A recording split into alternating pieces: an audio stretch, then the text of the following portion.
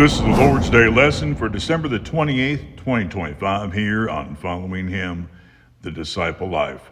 This year, you've got to stop that old stuff and start living the new man that you're supposed to be.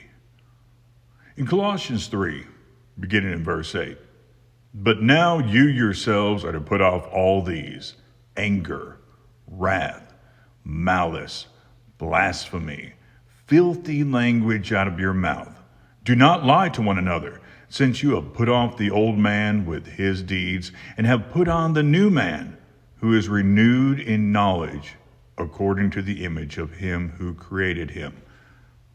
If you've put on Christ in baptism, there are things that you're supposed to put off when you put him on. You know, it's like you have people trying to be clothed in Christ, and that is the idea of the Greek there in Galatians 3:27, but they're trying to keep on the dirty soiled garments of these other things.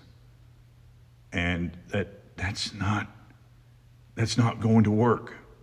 That's not how that works. When you consider having a different life this year, and you consider just those things I mentioned, which are things about attitude and words, and sometimes we don't stop to consider how much our words shape our attitudes and how much our attitude shapes our words and how much these things affect our lives. If you begin to make those changes,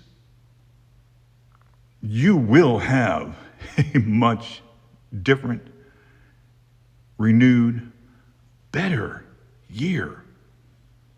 Becoming a truth teller. Why?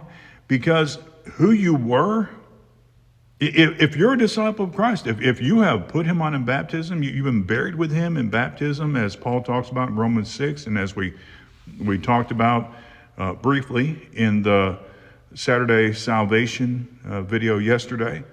If you've done that, then that old man with his deeds, the things that he does, he is gone. And this is what you have to tell yourself. He's gone. Now you must be new. Now, how is he renewed, though? In knowledge according to the image of him who created him. The image of him who created him. That we are looking to God. We're looking to Christ. We're learning him.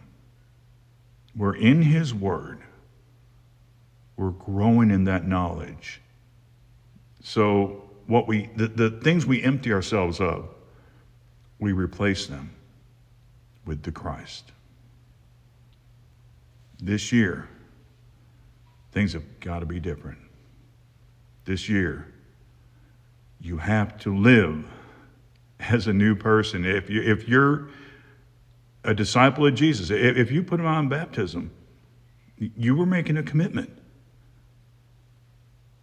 You were committing to be his follower, and you need to live accordingly. This is the Lord's Day. Disciples of Jesus gathered today to study his word, to worship him, to partake the Lord's Supper. I encourage you to make sure that you're worshiping with true disciples of the Christ. You have a good day, and shalom.